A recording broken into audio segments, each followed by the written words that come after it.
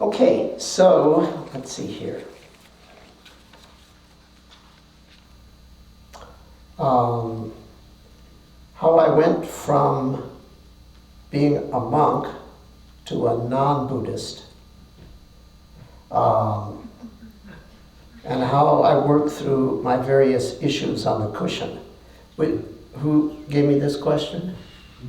Don't be embarrassed. And which issues were you thinking of? Because that could be several Dharma talks.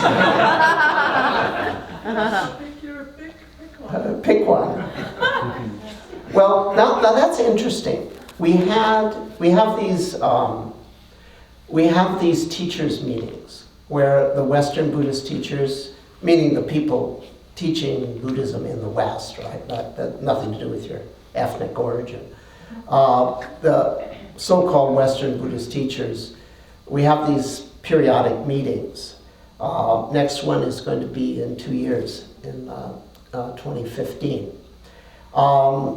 And in the past it's been 200, 250. It's probably going to be twice as big next time. It's awesome. These are all full-time teachers. So we had this meeting, as we do from time to time. And they took us through an interesting process called crossing the line. Anybody here know what this is? I see only like 2 or 3 people. That's interesting. I had never seen it. I don't know, what is its origin? I don't know. What would you even call it? It's an empathy builder? So what they do is, you got this huge group of people, and they put a line in the middle of the room. And then everybody is on like one side of the room. And then they call out different ways that people could be characterized. A wide range, in fact, the whole range, okay, of things. Now this is, I should say, is done with like this huge confidentiality agreement thing, okay? Everybody knows that nothing is going to be revealed. It's like never to leave this room. And then people are safe to reveal who they really are within that group, assuming they feel they're safe enough to do that. And people start doing that. And so it's everything. It's, how you think of yourself ethnically. It's how you think about yourself sexually.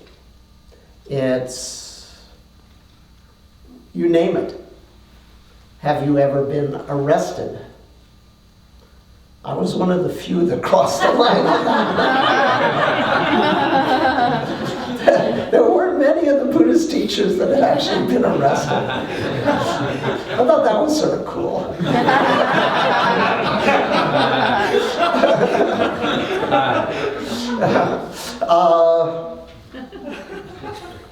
Let's see. Well, are you of Jewish origin? Well, that was like half the room right there. and me, Jack, and Joseph all ended up, of course, like, we just crossed at the same place, so we all sort of hugged. Let's see, Alta Cocker Jewish teachers at this point. So anyway, it was also things like, who believes in reincarnation? Well, not everyone crossed the line. Who considers themselves a Buddhist? well, the great majority crossed the line, but I didn't. And I looked around and I saw a couple of the people. You can probably guess who they were, okay? I'm not like, no way am I going to reveal any names, but if you know anything about who writes books about what, you won't have too much difficulty figuring out who was left back there with me. Because I couldn't really say that I'm religiously a Buddhist.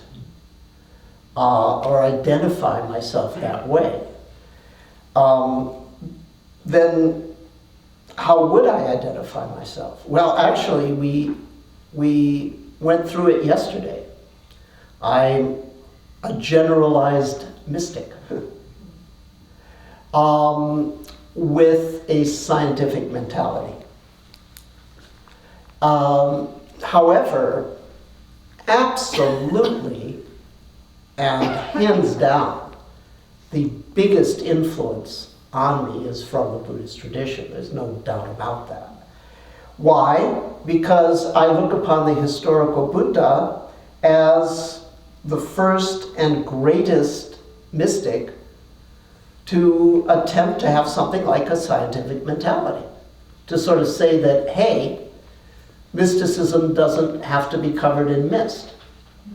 That it can be logic and evidence-based. I mean, he obviously wouldn't use those words, that would make puns in English, okay? But you get the general idea. He was scientist-like. And it was not an add-on, it was core to what he did. So to me, that's the model. However, a Buddhist is someone that follows the Buddhist religion, which has all sorts of credos and all sorts of customs. I